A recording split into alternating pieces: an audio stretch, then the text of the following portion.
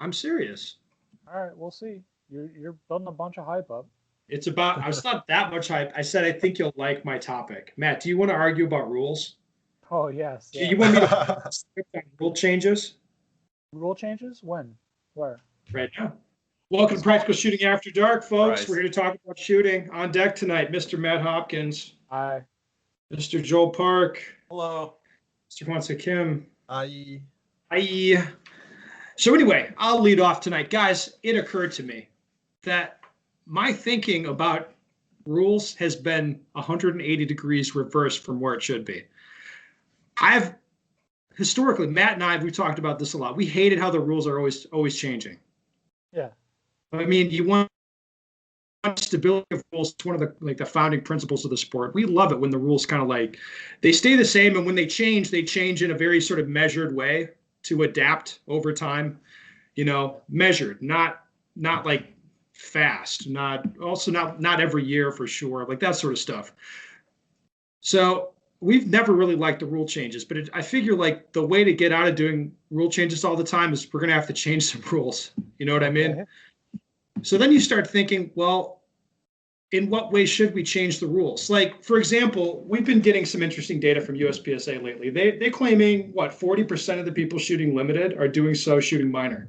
Yes. Yeah. I hear that. I'm just like, I don't give a fuck about that, because that's like guys messing around at club matches. It's not a serious thing, or it's an accident, right? The guys who are serious shoot major, pretty much, period, right? Yep. Okay. But we're reading the data wrong, and we need to start thinking more like the USPSA establishment. How so? All right? Right. So if I want production to be production again, why don't I just say, like, yeah, you can't change the triggers anymore. Like, it just has to be a factory, like the physical trigger has to be a factory trigger. The response to that would be what, Matt? Yeah, we're kicking these people out of production, blah, blah, blah, not legal. Yeah. You make a bunch of stuff illegal. Right, okay. Legal. It's not illegal. It's going to go to limited, where half the guys are using shit like that anyway. Okay. Boom, done. See, using their own data, it's like half the guys are already fucking around shooting minor anyway. Like, what difference does this even really make? Yeah, but they wouldn't be competitive against the major guys. Right, and then they wouldn't understand why you'd want to have, like, why can't you modify a production gun in this way? Like, why is this bad?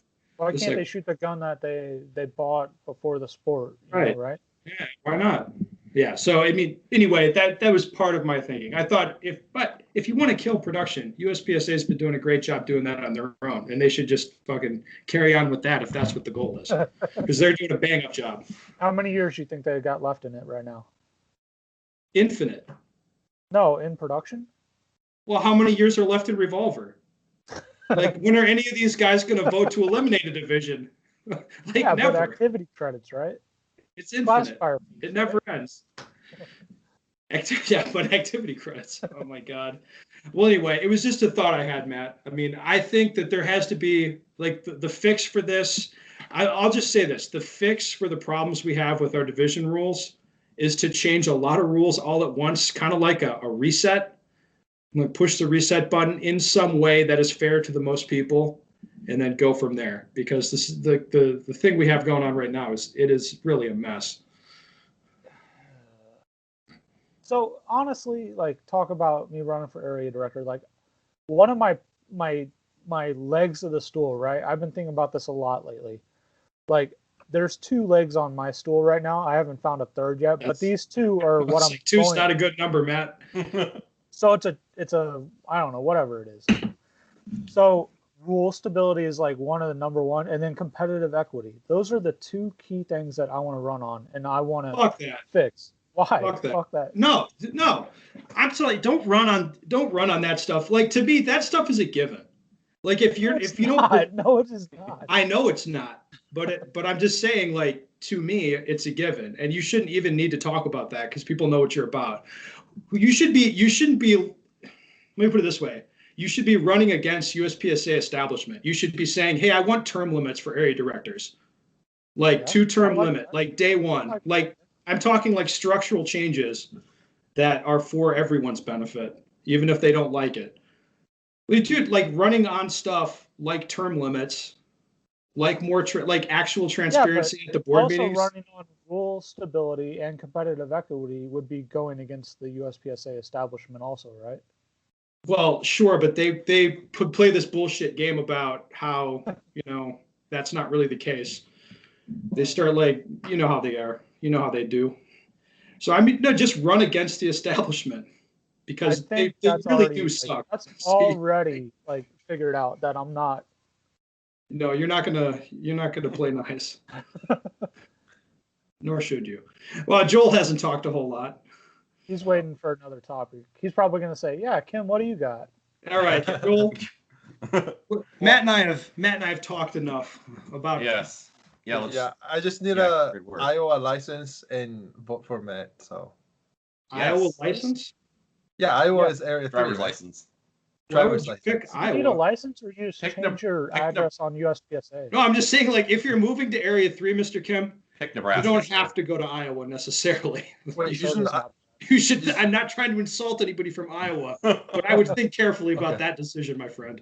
that's the only area 3 region I know, other than Illinois, of course. Illinois is not It's not Area Illinois. Illinois is Area 5. Nebraska, okay. sir. Never You mind. need to come. Yeah, come train at my place. Go to Well, Minnesota. it's, It's better. it's pretty boring here too, actually. But Minnesota's not bad. That's all the right. biggest city probably in Area 3, right? Omaha? Minneapolis? Oh, Minneapolis. so it's Yeah. like- I think Omaha would be bigger, wouldn't it? Or I don't know, because there's that, like, the metro area is totally different.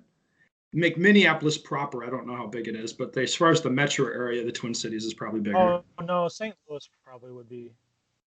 Oh, there's St. Louis. Who knows? One of them. Well, we should move on to talk about something interesting. Should. Joel, what do you got? I'm gonna talk more about this Carry Optics Glock that I've had so much fun messing around with.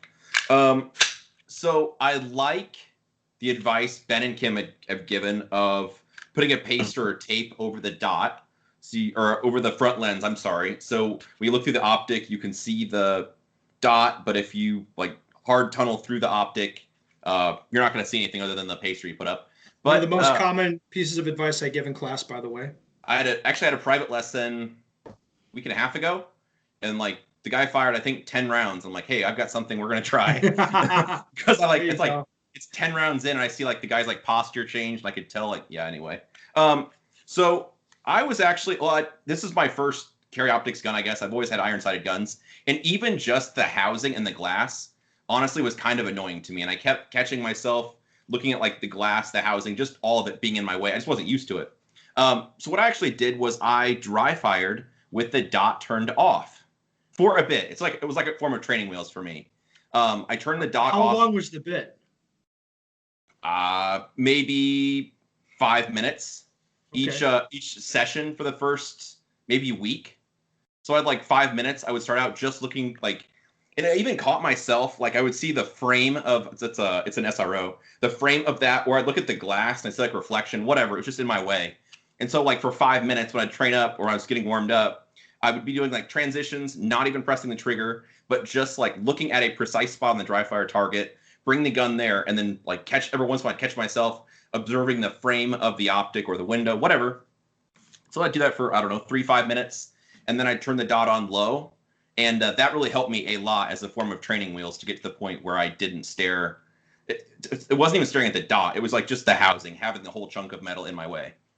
So, and then I developed a strong preference when shooting it. I like the dot. I think I learned this from Ben, maybe, but I like it very dim. It's bright enough that I don't have to look for it, but I don't like it like turned all the way up so it blooms. It's too in your face. So I strongly dislike that. So I did that. When I was getting in the dot, also I had the dot super low. I never turned it off, but I had it super low so I wouldn't like get drawn to the dot itself. All right, guys. Or actually, Matt, I'm going to ask you this. Yeah. Or just to get your read on it. So my feeling is that with dots, well, dots and fiber, they're kind of function the same way. You want to train to be able to overcome the dot even when it's too bright. So even like inadvertently that can happen especially if the bay has different lighting conditions in one half to the other or something like this. How did you address that, if at all, in your training? To go into the dot. Well, because what I'm saying is when I'm listening to you, you're like, yeah, I train with the dot really dim, right?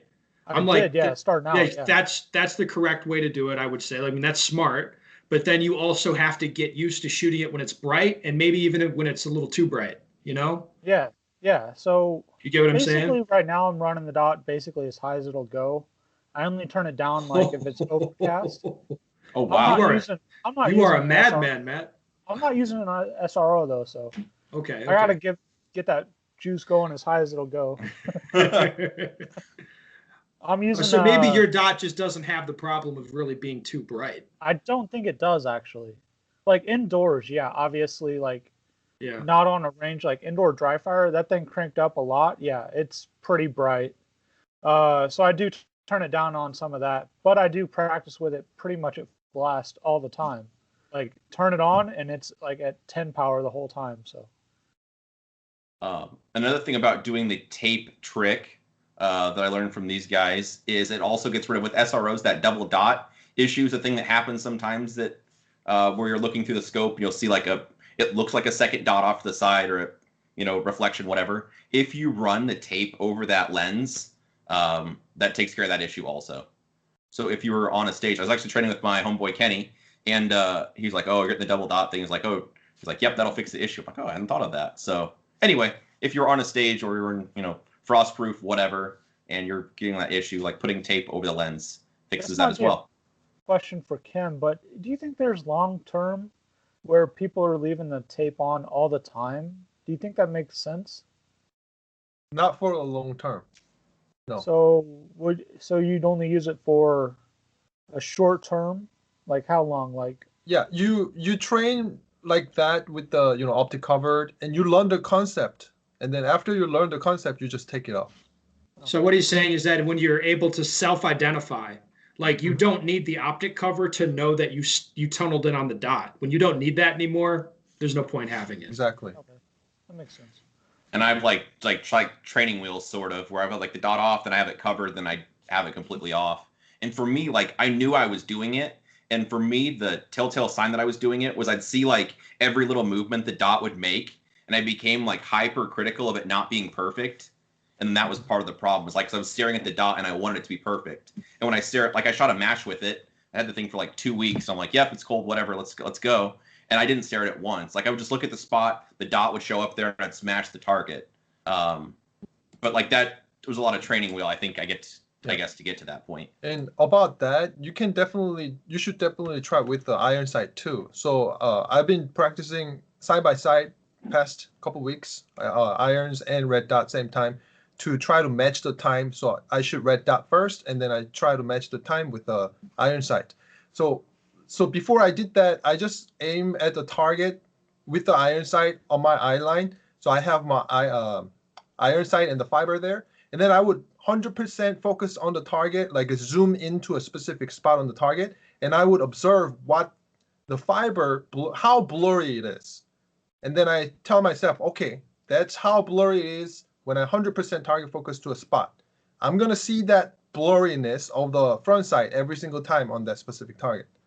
So the concept of zooming into the target, not being soaked into the red dot or the front sight, is simply experiment. Try with the red dot too. Just look at the target, zoom into a spot, bring the red dot, and then actually bring the focal depth to the red dot too and see what's the difference. Iron sight as well. If you change your focal depth to the front sight, yeah, the target goes blurry, doubled, and the sight goes super sharp, things like that. You just change the focal depth target to sight, and then see what the objects look like. So, Mr. Kim, it sounds to Mhm. me like you're working on just a more advanced sort of confirmation drill type of thing where you're checking different types of confirmation or focal depth changes and seeing Exactly. what effect that has on your hits. Hits and also clarity on the front sight, how blurry it is. Also the red dot. Is it fuzzy or more of a blurry, like a glowing dot? And Yeah. as you've been working on this, have you been surprised what you can get away with? Have you been surprised how tight Very you need to be? Yeah, extremely. tell us more. Tell us more about that? How you've been Yes. surprised? So before until like 2018, yes, until 2018, I always shot iron sight with a different prescription, so my right eye can see the sights clear. Now I just shoot it with a regular dot. I have astigmatism. I cannot physically see the sights clear no matter what I do with the focal depth. So in that kind of case, I am opt to shoot with a blurry sight anyways, but depends on the focal depth, how blurry becomes different. It could be the fiber color could be like a big sun, like a 6 MOA red dot. If I am changing my focal depth to the front side, it could be looking like a 2 MOA red dot. So in that kind of case, trying to shoot red dot in a certain drill and shoot iron sight right after that, I had to experiment with the vision part, not with how fast I can pull the trigger, because the hits are not going to be there. I'm not only trying to match the time, I'm also trying to match the hits. So I immediately figured out up to around 12 to maybe 15 yards, I have to shoot iron sight just like a red dot, only seeing the color of the fiber, not changing the focal depth. So of course, 100% target focus, not changing the focal depth, or even checking the nice alignment. I'm not even checking the alignment. But after 15 yards, I cannot match the time with the same accuracy with the red dot, because now I have to check the alignment. But again, I'm not changing the focal depth. I am aligning the sight with the completely blurry sight. That's not something that I did before. Before 2018, my default was if I am checking alignment, I'm going to be always checking it with front sight focus because things are sharper. But now, because of my eyesight too, I cannot physically focus and get it sharp anyways. So I am shooting up to 25 yards with completely blurry front and the rear sight. So Kim, that was really helpful. What you're saying right now, I try to explain this to people, and they always look at me like I have a dick growing out of my head, right out of my forehead, maybe even crooked. Like they look at me real weird. Yes. But you're confirming, yes, target focus all the time. You can't even not do that if you want to, and you'd be shocked what you can get away with. Yes. And I was shocked how well I can shoot with the blurry alignment. Yeah, and your experiment where you at about 15 yards, you hit this point where you just can't keep up with the dot anymore with the irons. And I find the same. Like you just get to a point where I can't keep up anymore. It's like the dot is so much more precise at distance to aim. Yes. Yeah. Fantastic. My topic actually is somewhat related to this topic. Let's hit it, baby. Yes. So there's a couple abilities in our sports that really rewards. So like when I say ability, it could be like athleticism, how powerful your muscle and how fast fiber muscles, things like that. Or it could be your strategy. You have just better plan than anybody else. Or it could be hand-eye coordination. And I think hand-eye coordination is the most rewarding ability in our sport. So I would recommend people to, like, this whole off season, just try working on the hand-eye coordination. But before I describe a little bit more, I want to share something Ben told many years, and it stuck with me all the time. Is Ben's analogy is, if you want to move your mice on a computer, you look at the spot and you bring your mice pointer to where you're looking at. So I ride motorcycle, not anymore, but I used to ride motorcycle a lot. One thing that stuck to me is when you're going around the corner, you don't want to look at your wheel. You're going to fall over. You look at the end of the corner and then guide your body to that corner. So what this means, this actually, I wanted to share this because on the training group, I gave this advice to a couple of reviews, and also I got a message about this question. The common issue a lot of shooters have is, hey, if there's a plate rack or 4 steels side by side, on the third and the fourth, I start missing. The first 2 or first 3, I start hitting it right, but later ones, I'm just missing it. So in this kind of case, I mean, Ben's been teaching this for a long time too. It's more of a hand-eye coordination related to vision issue. You're not looking at the right spot to move your body parts. So the first shot, when your dot or the front sight stops, you may be starting looking at the right spot on the plate. But as you shoot, ting, ting, ting, ting, the vision goes back to the front sight, or vision soaked into the red dot. Now you're not 100% zoomed into a spot on the plate. Now you're looking at tracking the red dot or whatever So- it is for you. So if you're working on a practical shooting training, Yes. if you're working on the drill practical accuracy, remember that's where you're going to shoot at a precise spot on a target. Pop, pop, pop, pop. Just in time with the recoil of the gun. The gun comes back down, confirm alignment, pop. Yeah. One of the common errors that's in that book, that's under the corrective charts, is going to be the one where you start shooting, then you start looking at your front sight or your dot, and the hits track away, like up and away from your point of aim. Yes. Yes? Yes. Isn't That's it? in a way. Yeah. If you are trying to Got you track covered, the dot, baby. or yes, if you're trying to track the dot, or if your focal depth shifts to the front sight or the dot after shot, it's in a way you're driving a motorcycle. You started looking at the corner, and then you start leaning, and then you immediately bring that sight back to the wheel, and you're no longer looking at where you're going. This is coming from That's a somebody good who way to probably explain laid it. a motorcycle down a few times. Yes, more than a dozen times. I have back issue, neck issue, That's broken That's ankle. what happens when you come from South Korea, guys. So change your mouse. If you go from one mouse to a new mouse, you'll notice how you're not as precise and not hitting the same spot because the speed's different on the mouse. That's a good point. That's a good Yeah. point. So how can we actually practice this is something I mentioned already before. So if it's an iron sight, I would look at the target, bring the gun up on my eye line, and then I would shift my focal depth. So look at what the front sight looks like when it's 100% zoomed into a spot on the target. That's how blurry it is. And you want to maintain blurry sight. That you can think of it that way. Of course, the result should be you're looking at the spot, zoomed in, zoomed in, zoomed in, zoomed in. Not losing that. So it's almost like a measurement drill for how you're looking at the sights or target focus, right? Visually, yes. Yeah. Yes. Mr. Kim, Mhm. you're the smartest guy in this show. That's why you're Professor Kim Thank you. from now on. I don't want to hear any different from anyone. All right, folks, that's it from us. Thank you so much for listening. And is this Happy New Year too, guys? Yeah. Yeah. Yes. I mean, does you guys give a shit? I mean, it's 2020. What a year. What an absolute dumpster fire. Historical. Just like this fucking podcast.